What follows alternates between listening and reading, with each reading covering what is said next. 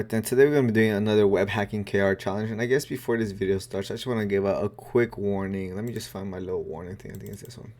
So let me give out a quick disclaimer that the content provided in these tutorials is intended for educational purposes only. So let's get started. So today's challenge, what we're going to be doing is something, like I was saying before, we're going to be doing challenge 25. So where's 25?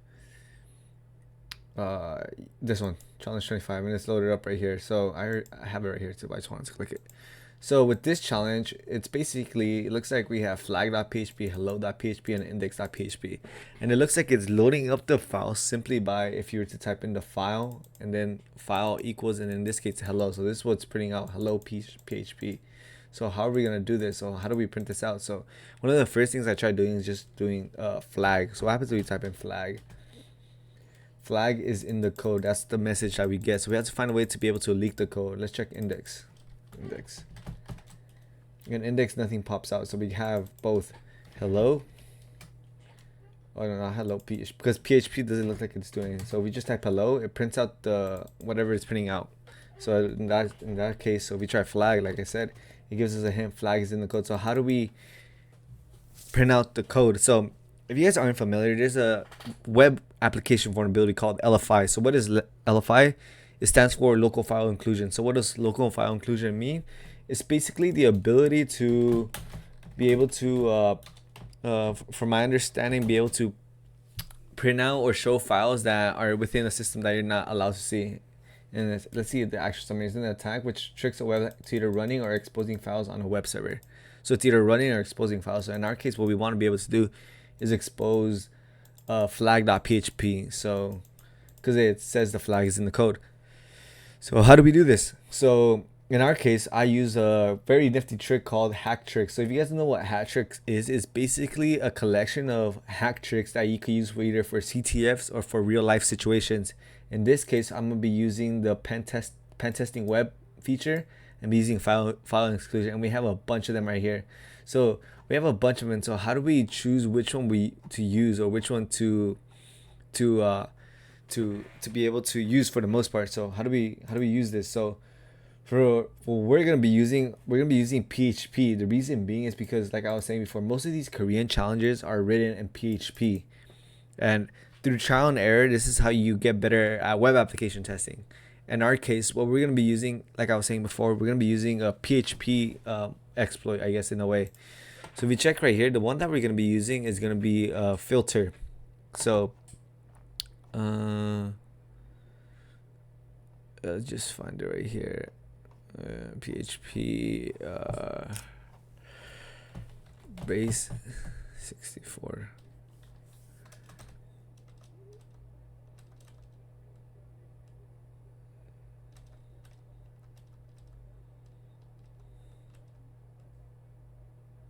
So we're gonna be using it here. So I guess this is a good one right here. PHP ignores non-basics. You can use this to bypass file injections. We could use this.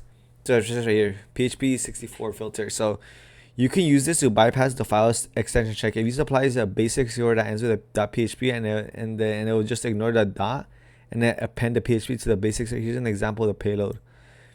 So in this case, it looks like they're using some kind of PHP of LFI to RC, but we're not gonna be using this. So we're gonna be using something called PHP base 64 encode, I guess, because we're gonna be encoding it. So base 64. So there's a bunch of features. Let's go with the top one. Let's see if they show something cool at the beginning. So right here. So remote file exclusion. This is basically using a resource, but I'm gonna be using this. Conversion.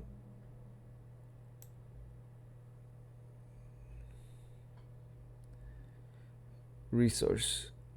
So I guess we're gonna be using this, but in our case, we're not gonna be using. So how this is gonna work is basically we're just gonna copy this where file equals, and this is where we're gonna put our payload. The PHP filter convert to base 64 encode, convert base 64 decode resource, and the resource that we're gonna be using is basically gonna be the flag.php. So if you type flag, we'll try flag at the beginning. Let's see what happens. So nothing happens. That's pretty weird. I thought that would work for the most part. Maybe I'm choosing the wrong one.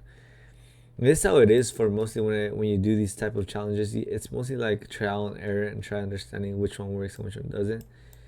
So in this case, this one's page. Oh.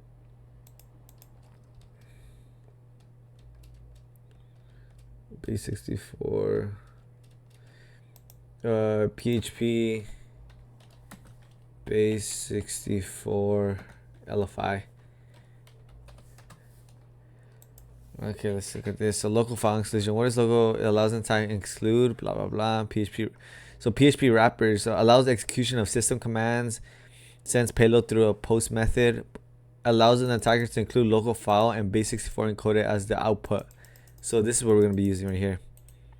PHP filter convert base64 encoder, and we're gonna encode the resources.